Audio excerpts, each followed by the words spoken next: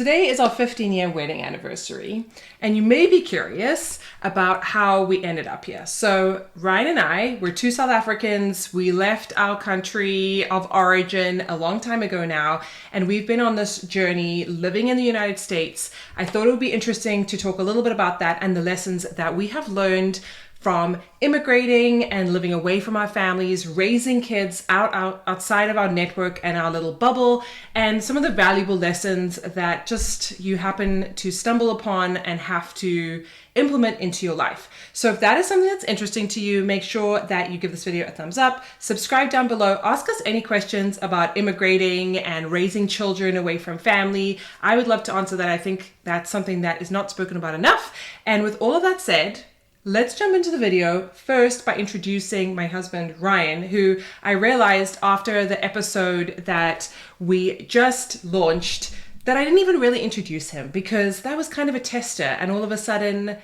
I uploaded it. So hopefully you've seen that episode and you can get to know us a little bit better through that. If you haven't, I'll have it linked down below. But today we're going to talk about how we got here. I think it'll be interesting because I think there's so much that shapes a person when you go through a certain level of adversity. And that is what our whole mission is. That's my mission in terms of helping moms go from feeling overwhelmed to feeling more confident and being able to raise resilient, kind, and respectful children. I do a lot of that through my coaching work and group coaching and individual coaching and things like that. And so I think a lot of what has shaped us as parents is what we've been through together. And as I mentioned, it's our 15-year wedding anniversary today. So I thought it would be an opportune time to talk about how we work together and how we have weathered a lot of storms. So let's do it. Okay. So I think we should go back to the beginning and just briefly, if that's even possible, I don't even know. I cannot be brief, but briefly talk about our decision to immigrate. I didn't really think of it as immigrating at the time, but we moved from South Africa. We were like 25, 26. Why did we choose the States? I think it was something exciting and different. I think a lot of our friends were moving to the UK. I'd never really been to the States before, and I thought it would just be something fun and exciting. Neither of us had. Yeah, do something completely different and completely new. And much harder. Yeah, it was much harder. Yeah. I think we watched too much television growing up, maybe. Yeah. I think I did. We got to this point, as a lot of young people do, you finish university and then you start to think about options. I think growing up literally at the bottom of the planet, being very isolated from what we saw on TV and like Western culture, because obviously we're part of Africa. We're not really isolated in terms of people. We just didn't travel as much extensively with it. It just wasn't a place that people went to for work opportunities. So typically our peers would go to the UK, Australia, Europe. America or the States was not really one of them. And I think because we didn't know a lot of people that had done it, we kind of blindly jumped head first into the experience. What would you say are some of the things that you learned in that process? Well, I came to study, and I think it was very exciting, but I think people underestimate how lonely and scary it can be when you come to a new country. You know, we did it in stages. I went first and we got married, and then you joined me. And, you know, there was kind of a lot of pressure for me to find a job because I was at a graduate school. And it was super exciting, but super stressful at the same time. And I think you don't have any type of support network. You're meeting people for the first time. And so I think that's really hard. Would you do it again? Oh, 100%. Do you think you learned from that experience? I think you just learn more about yourself in different ways, which is how resilient you are and really what you want out of life. Because I think once you escape your comfort zone, I think that's when real growth happens. And being in a new country is a very easy way to escape your comfort zone when you just really don't know anyone. And I knew zero people when we... Yeah, we had like you had a distant in-law kind of relative, nowhere close to where we were. We literally had no family, no friends. I think luckily, because you were going into a university, you had a place to be, and like they're bringing in a lot of international students at once, so you had a place to live, and that was a good starting point. And just very briefly, one of the ways that the US facilitates immigrants or people coming in is that you typically need to have a job or like a place at a school in order to come here. You can't just show up Other countries will have point systems where you apply based on your education and your work experience and whatever extra skills you may have. Your age often is a factor. Like the younger you are, the more points you would get. And then you show up in a country, but you don't have a job set up for you, or you don't have a school to go to, you don't have a place. And I think that's actually worse. Like, it's a lot more work up front to move in the way that we did, because we needed a plan in order to get visas and, work authorization and all that kind of stuff, because I came over to work. I didn't go to school. But at least then, even if you have a crappy job, at least you have a job, which will enable you to hopefully get another job. And when you move to another country, having that country's work experience is super, super critical. I think some of the things we learned, it's definitely stepping out of your comfort zone. It's a little bit of like reinventing yourself. It's a fresh start. It is exciting, but it is also incredibly hard and super humbling. You go from a situation where you have family to help you, like little things I remember, like when you land at the airport, if you're landing with people that, in a place where people, my dad would always come and meet us at the airport, right? You land in Chicago or New York or LA or something, and there's no one cares about you. Yeah. You have to figure out how you're going to get anywhere. Also, we had no money. We sold our worldly possessions at 25, 26 years old, which were very minimal. And the money doesn't go far when you're going from a developing country or third world country, which is what South Africa is classified as, to a first world country. I also think it gave me a huge appreciation for the United States and just like what people have, like coming from a very different background. People take so much for granted here in like developed countries, and when you come from a less stable country, you just realize how much people whine and complain. And sometimes I have to go back and remember that, because when you stay somewhere for a long period of time, you kind of become jaded and you just mesh into the society. But anyway, we have now been in the United States for probably as long as we've been married-ish, 15, 16 years.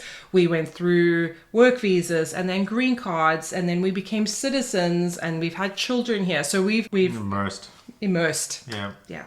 He has a better education than me. We've immersed ourselves into society, but we'll never be American inside, I feel like. Yeah.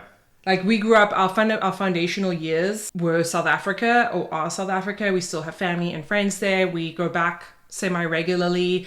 And we still have lots of connections and ties to that lifestyle, and our children don't know it, and it's kind of sad. And that's something we can talk about at another point, but we've just tried our best to assimilate and also keep our own uniqueness. I think that's something that helped us a lot with getting jobs and making friends, is that we're like a little different, which can also have, be catch-22. Yeah. How do you think this experience... Oh, you want to say something? Yeah, and I think it was like maybe 5 years in or 6 years in of sort of moving to the US, I felt, we're finally acclimatized. I didn't feel like a complete foreigner. I was like, I kind of feel like I'm more integrated into society. I remember having that crystal clear thought. For me, it was something where I remember we got a car for the first time, and that was probably it was probably 5 years into New York, so we'd already been in the States for probably maybe 7 years at that time. 6 or 7 years, and we had a car, and we were able to like drive outside of New York City and like have a little bit of independence.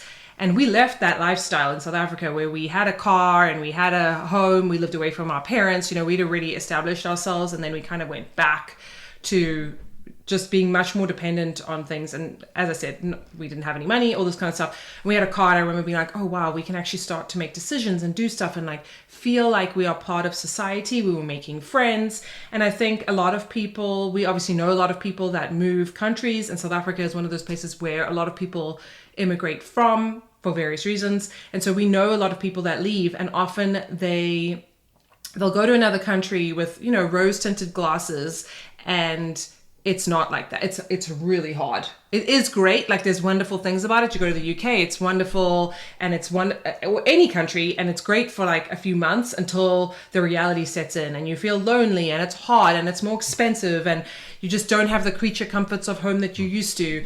And then people often give up and go back. And Yeah, we had a lot of friends do that, actually. Yeah, and I mean, there's no shade on that. It might be the right decision for you. I also think once you have kids in the picture, and I think we should talk about this too, it is much harder to live in a foreign country. And so you want to go back to that network and support. And I think that is very valuable. Yeah. But kids aside, I think a lot of people don't give it enough time. Any situation, doesn't have to be moving countries, that's kind of extreme, but any situation, whether it's a new job or even maybe a new relationship, like it is tricky to know when to call it quits. But I think for us, it did take us a really long time, like longer than you would maybe expect, to feel like, okay, we can like exhale a little bit. We've been on panic, stress. I mean, we're making it sound so glamorous, but Yeah. we've been on like high alert for a long time and kind of weathering different storms. And a lot of that was to do with sort of, I feel like our status in the country, like going Yeah. from being students to then green card holders. That was a massive deal because you have more rights and security in a country, and then becoming a citizen, and with political instability as it is, you just never know. So I think once we sort of reached all those milestones, like you have to do your driver's license and on the other side of the road, and like all bank accounts and all of these things that you kind of know in theory, but when you actually have to do them day after day, it's like a level of stress that you don't realize you're holding on to until you kind of like exhale and like it's over for a little bit. What do you? Yeah. And also, you won the green card lottery, which was, I guess, another story in and of itself. So we've kind of have taken an interesting route, I think, to citizenship and staying here. And there was different type of road bumps along the way, to be honest. Yeah, and we can go into that in more detail if anyone's curious. But yes, I did win. I mean, that's not really win. I did advance to the next level in the green card lottery. If any of you are familiar with that, it's like a road to permanent residency that I think was created in the 60s or the 70s when the US was very pro-immigration, and it still exists today.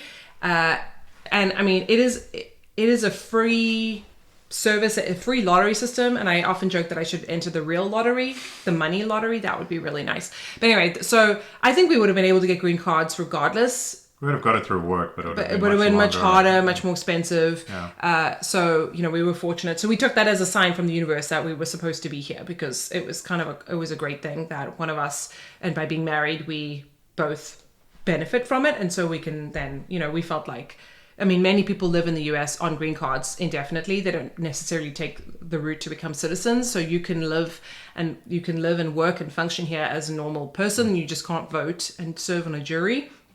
So anyway, and you have to renew it, which you don't have to do if you're a citizen, obviously. But it's been an interesting experience. What would you say? Well, I have a question for you, actually. Oh, okay. So how have you found raising American children, or children that aren't from your original country? How's that process been for you? Well, I mean, I don't know any different. So I don't know how I would be if I lived in South Africa raising them. I think there are pros and cons to both. I have grieved that a lot because, for example, as you can imagine, our children don't speak like us. They have different accents because once they start going to school and, they're in society and they're not at home anymore. Like our 3-year-old, I mean, they all sort of say these South African phrases, but it gets more and more diluted as they get older. Like our little 3-year-old, she'll say can't and grass and stuff, but sometimes she'll say can't and grass and so it's sad for me because I feel like South Africans, like anybody, but we have a very unique culture. There are certain things that our humor is different. We like certain sports and certain foods, and just South Africa as a whole is a beautiful country with an incredible climate that I don't think I fully appreciated until moving somewhere else where the climate's so much more extreme. And obviously my parents are in South Africa. My sister was in South Africa. There's a lot of sadness that comes with that we've given up. Whether this was the right choice for children, I don't know. I don't know if I'll ever know that, but it does give them opportunities. They could go back to South Africa if they really wanted to. They can be here. So it gives them lots of opportunities, and that's obviously what parents want. I think for me personally, I don't know how much they have suffered, but for me, it was very hard in the beginning. Like there was definitely moments when our oldest son was a baby and I was like, I'm leaving with or without you. Yeah, I remember that. And I think I needed permission because we're married to take him out of the country. the right thing to do. Especially into It's South the right Africa. thing to do, yeah. It's the right thing to do. Get Yeah. permission. But I mean, I was so desperate that I would have just gone on a plane and taken him home because I needed support. And as a young mom, this is what my whole YouTube channel, my podcast, all about. Like, we're not given any tools really. Like, we don't know how to raise children, and a lot of raising kids is an apprenticeship type of job where you see other people doing it, but we don't have that in Western society. I think if I went back to Africa, to real deep dark Africa, they raise children in tribes, in very close-knit communities. And so young moms or new moms learn how to bring up a child and like what is kind of normal, and don't freak out about this. And I will give you, I mean, a lot of it is also just sleep deprivation and not being able to share the burden of early parenting and as they get older, but especially when they're little. And so that was really hard for me. That was really hard because South Africa is not a place from the US that you can just like go for a weekend.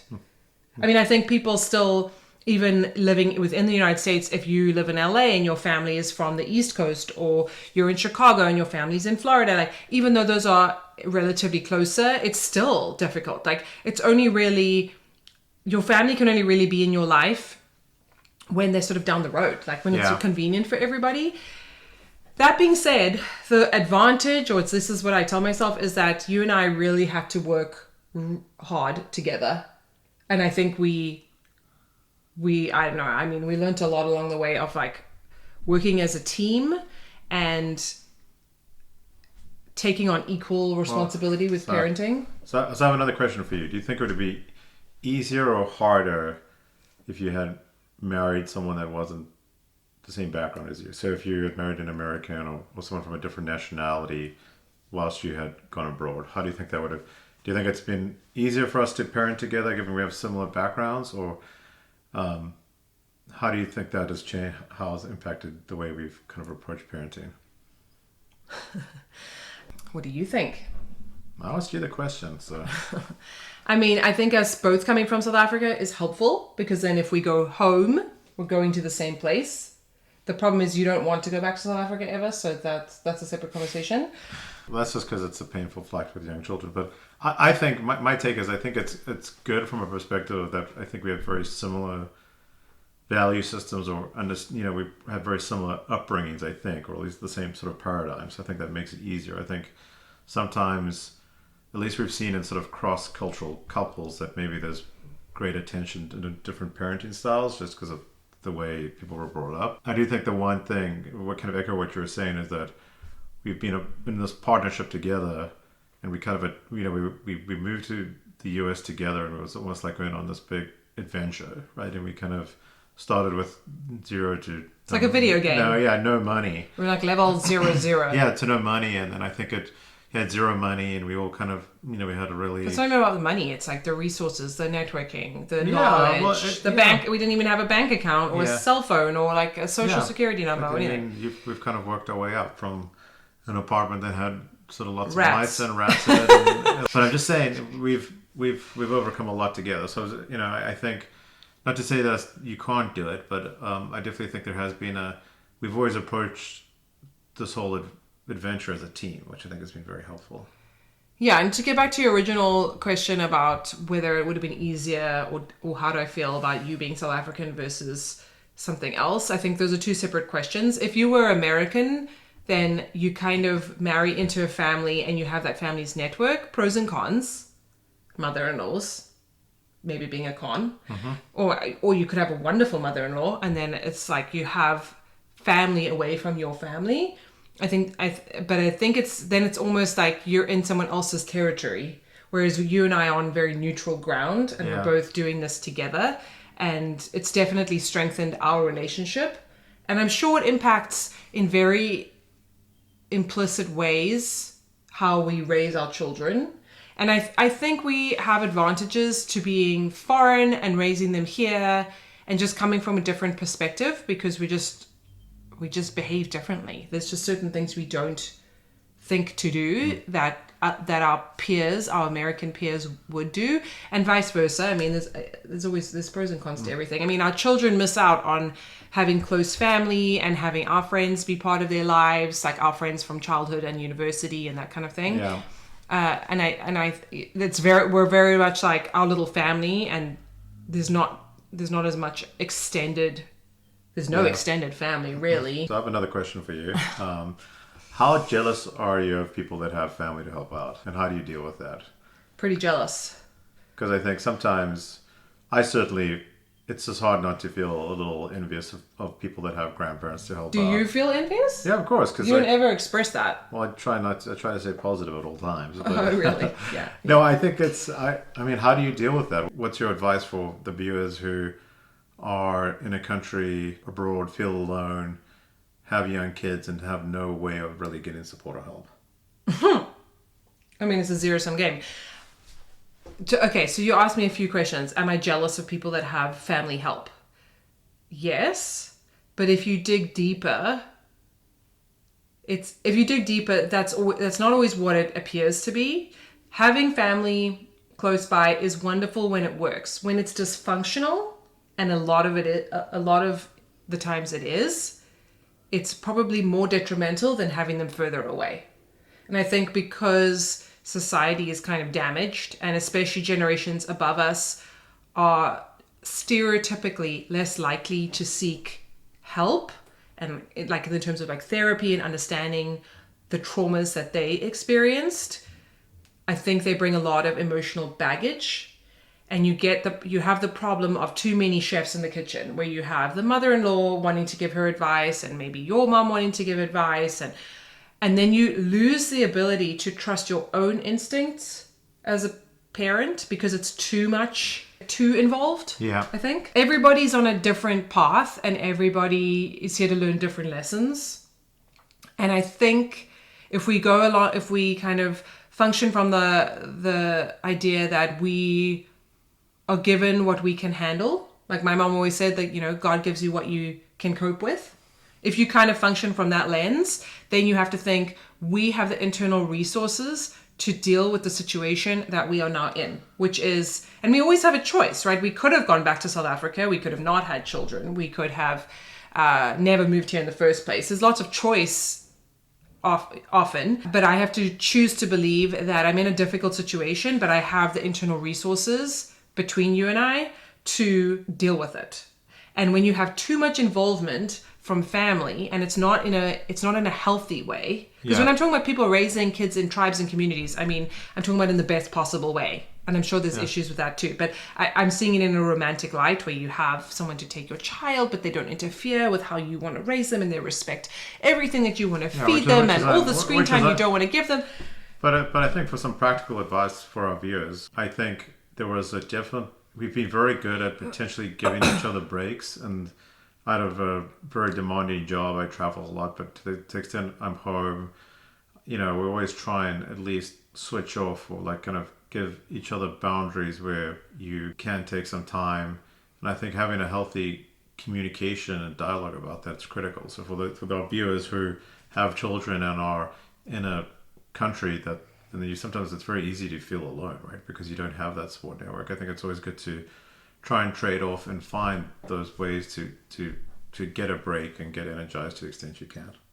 Yeah, and if you don't have family, you try and make friends and community, and that's why I think social media can be helpful, and parenting channels or people that are here to support moms. I have worked a lot with Jess Hover inside of her community, which is called the Very Good Mothers Club. And I think she's done a really good job of this. She's cultivated groups where people meet in person to spend time with other moms and their kids of similar ages, but also online, because obviously we live in such a global world, and you don't always have like the perfect little mom group down the street. It's not always convenient for you. And I would also say that it gets easier as you get your life back more, and as your kids become a bit more independent and maybe you sleep a bit better, you can handle it.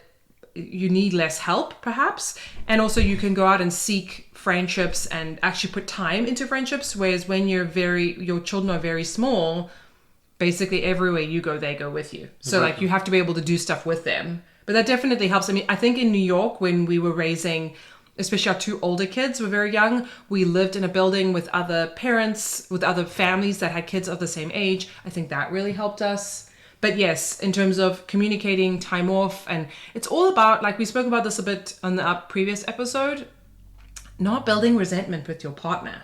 You know, you want it to be fair. You want it to feel fair, because it's not really, you're not necessarily doing the same thing, but you're doing different portfolios, and you just want that to be reasonable. And sometimes it's not fair, you know. I also will say, yeah, so you go through seasons when it's not, and as a team you work together to have this long-term vision. Like when we first had children, I went back to work. I've done a lot of different iterations of work, part-time, full-time, no time, all this kind of stuff. But for the most part, we've had pretty traditional gender roles, in that I felt a super strong commitment to my children to raise them primarily by me. And I went through periods, you know, when I was working full time, we had a nanny. My salary was basically paying for the nanny. It was very hard for me. It just felt like so it felt so out of my values, and like my job just didn't seem worth it for what I was giving up, which was like her childhood. And so ultimately we ended up, because we left New York and we live in Texas now, which is a little bit more affordable, and we can kind of survive on one income in theory, or just one stable income rather. We made the choice together to kind of return to traditional gender roles. And so for our third child, she was home with me the whole time, which, even though it's hard, definitely I could definitely sleep better at night, knowing that I was the one primarily influencing her and in her primary caregiver. And then you've continued to work. Obviously you have never not worked, and your job has gone through, or your career has gone through various stages, but we've done a lot of it where you've been away from home traveling.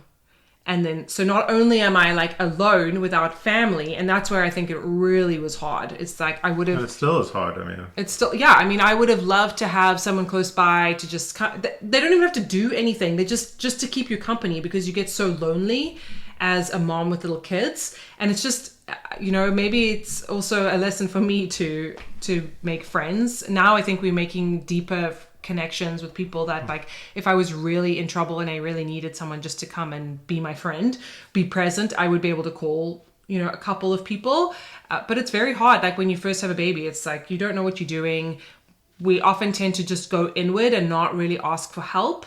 And it's been a learning journey. I mean, you know, our oldest child is nearly 10, so we've been doing this for a while now, and it's hard. Yeah, it's really hard.